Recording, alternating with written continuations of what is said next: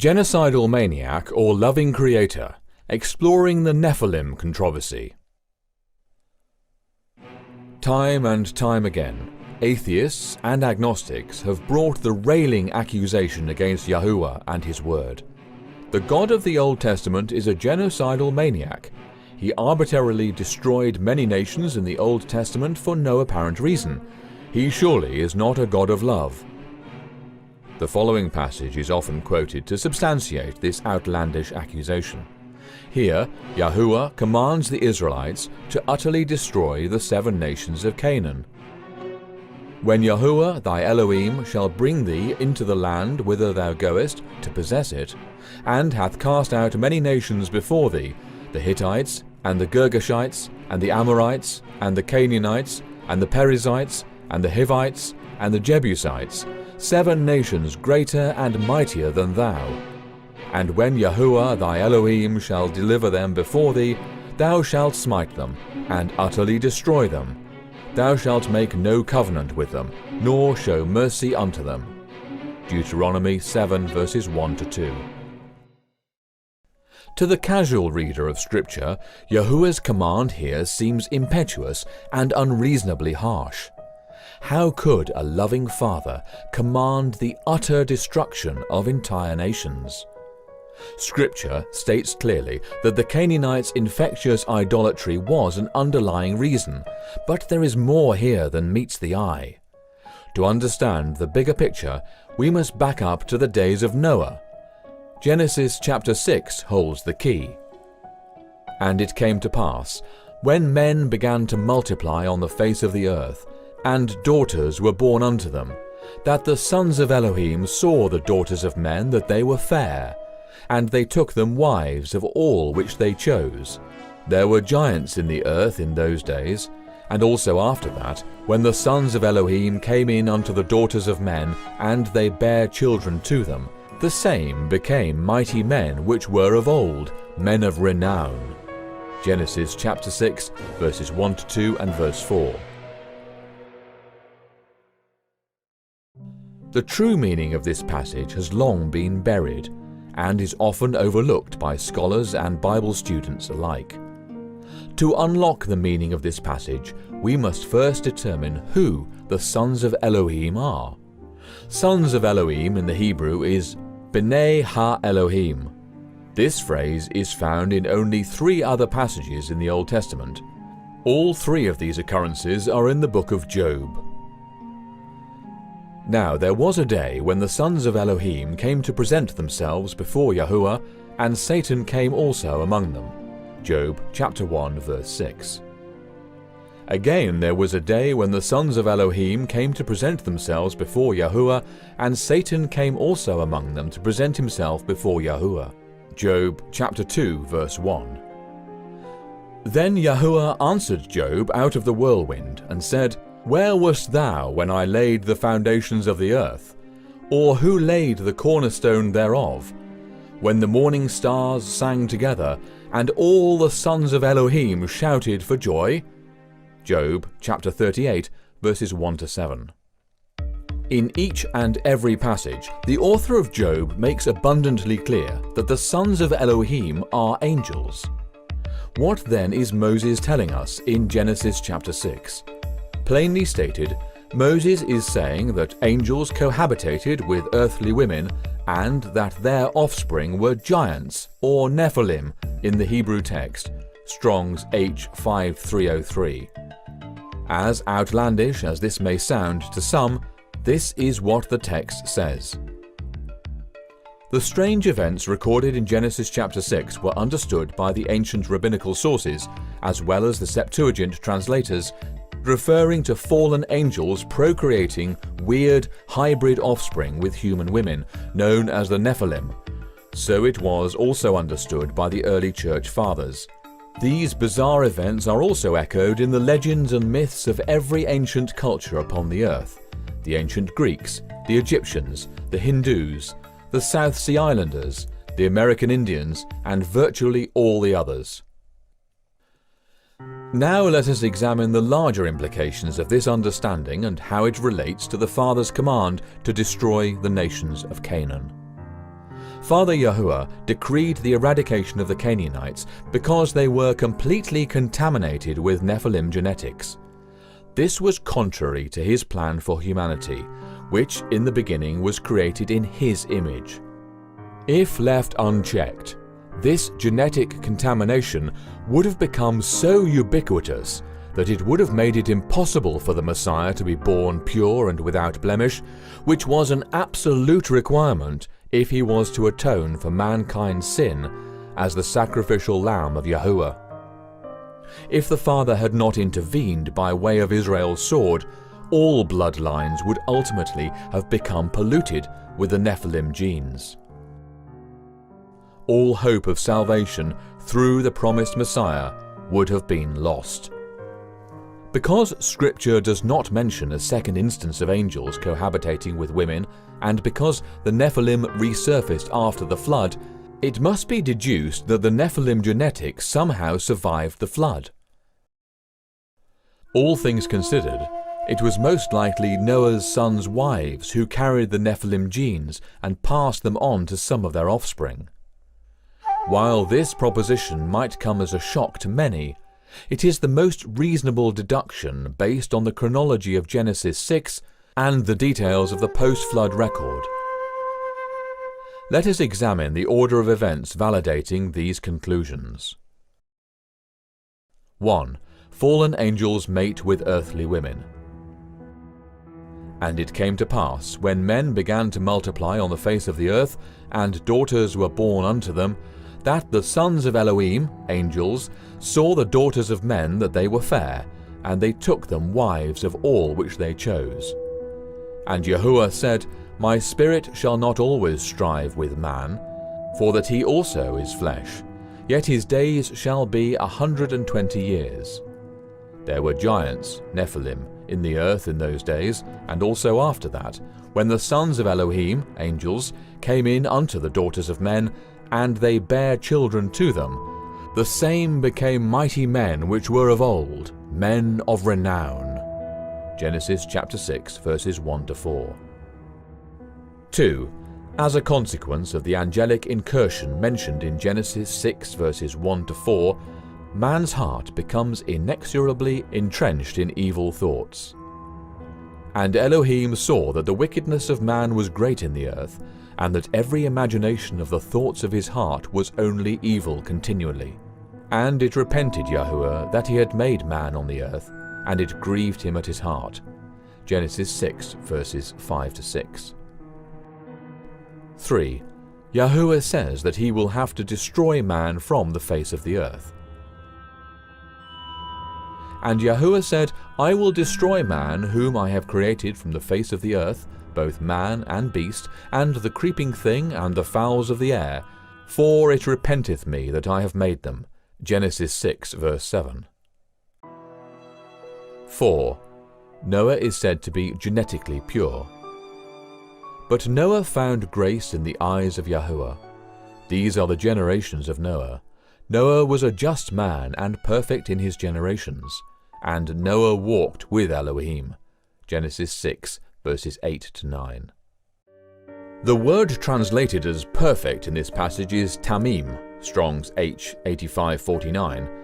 In context, this word appears to be a reference not just to Noah's conduct, but to his genetic purity. The Passover lamb and the red heifer, for example, were to be tamim, without physical blemishes, as were all sin offerings. See Exodus chapter 12 verse 5, Numbers chapter 19 verse 2, and Leviticus chapter 4 verse 3. 5. Noah begat 3 genetically pure sons. And Noah begat 3 sons, Shem, Ham, and Japheth. Genesis chapter 6 verse 10. According to the book of Yasher, Noah took one of Enoch's daughters as a wife. Noah went and took a wife, and he chose Naamah, the daughter of Enoch, and she was 580 years old, and Noah was 498 years old when he took Naamah for a wife. Yasher chapter 5, verses 15-16. Given Enoch's unassailably righteous track record, it is reasonable to conclude that Noah's wife, Enoch's daughter, was genetically pure, and consequently so were Noah's sons. 6. It is stated that the earth and all flesh had become corrupted. The earth also was corrupt before Elohim, and the earth was filled with violence. And Elohim looked upon the earth, and behold, it was corrupt, for all flesh had corrupted his way upon the earth. Genesis chapter 6 verses 11 to 12. 7. Yahuwah says he will destroy all flesh. And Elohim said unto Noah, The end of all flesh is come before me, for the earth is filled with violence through them. And behold, I will destroy them with the earth. Genesis chapter 6 verse 13. 8. Noah is instructed to build an ark. Make thee an ark of gopher wood. Rooms shalt thou make in the ark, and shalt pitch it within and without with pitch. And behold, I, even I, do bring a flood of waters upon the earth, to destroy all flesh, wherein is the breath of life from under heaven, and everything that is in the earth shall die. Genesis chapter 6 verses 14 to 17. 9. Scripture mentions Noah's sons' wives for the first time. But with thee I will establish my covenant, and thou shalt come into the ark, thou, and thy sons, and thy wife, and thy sons' wives with thee. Genesis chapter 6 verse 18. It is critically important to note here that Moses makes no mention of Noah's sons' wives until after it is clearly established that all flesh had become corrupted. Yahuwah says that he will destroy all flesh.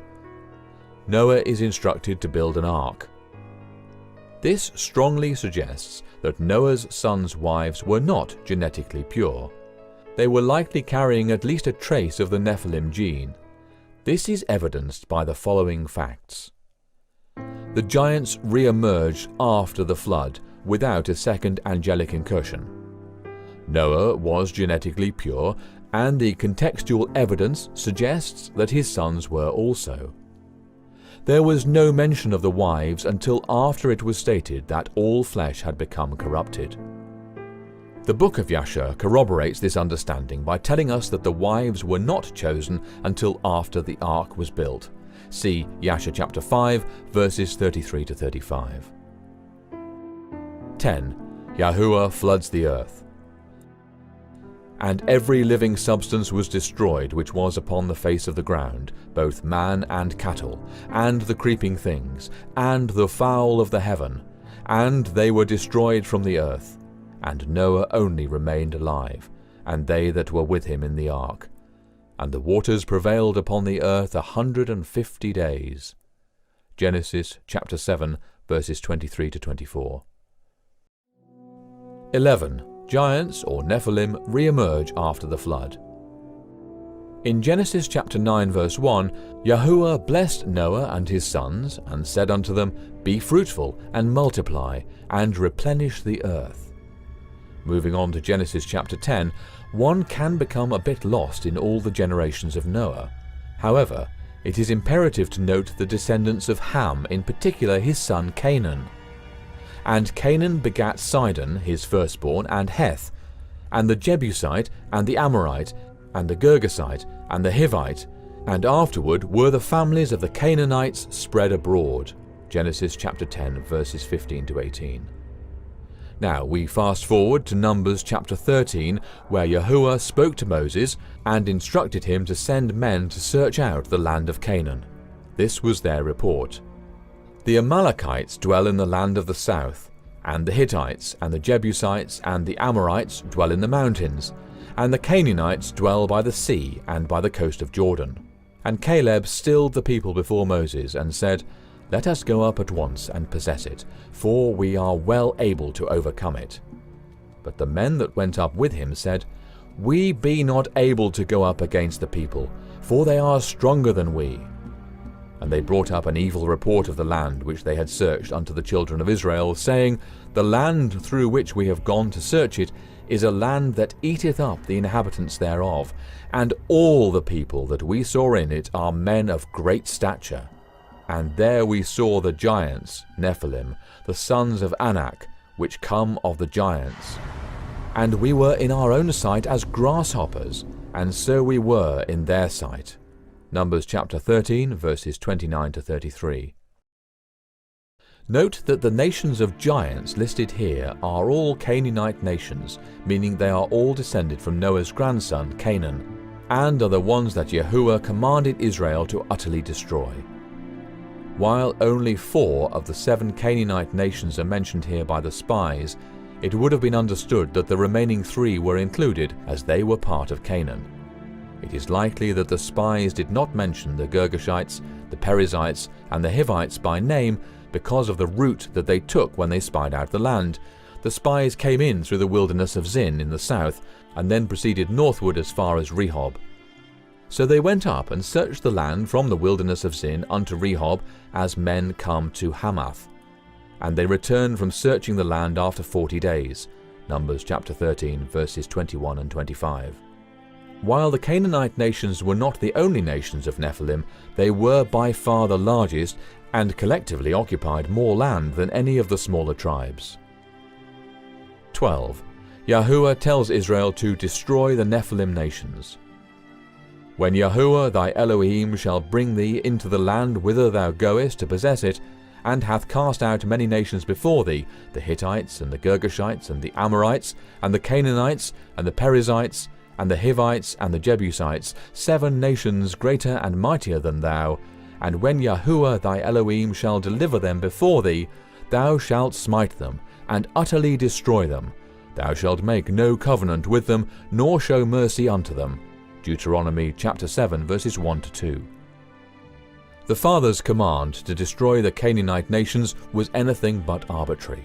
Far from being a random act of genocide, the annihilation of the Canaanites was a remarkable act of unparalleled providence and selfless love.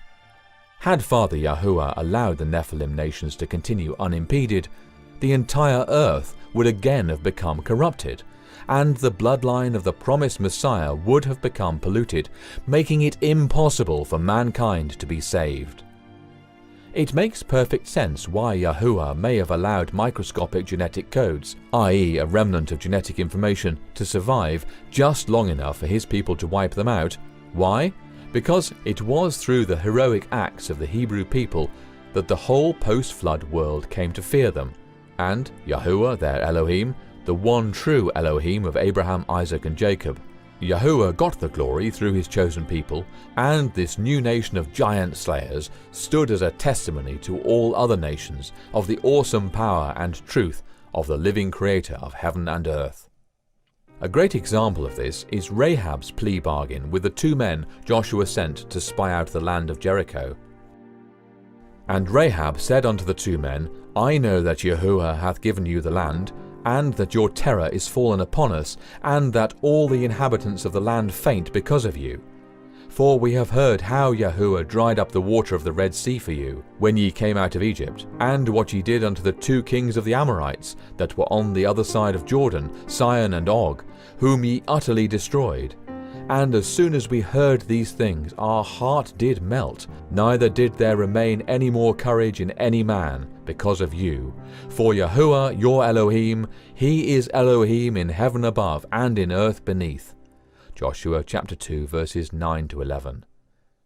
When you consider what this tiny nation did to entire cultures of massive post-flood giants, it is very easy to see why Yahuwah allowed Nephilim genetics to survive long enough to be wiped out by his people.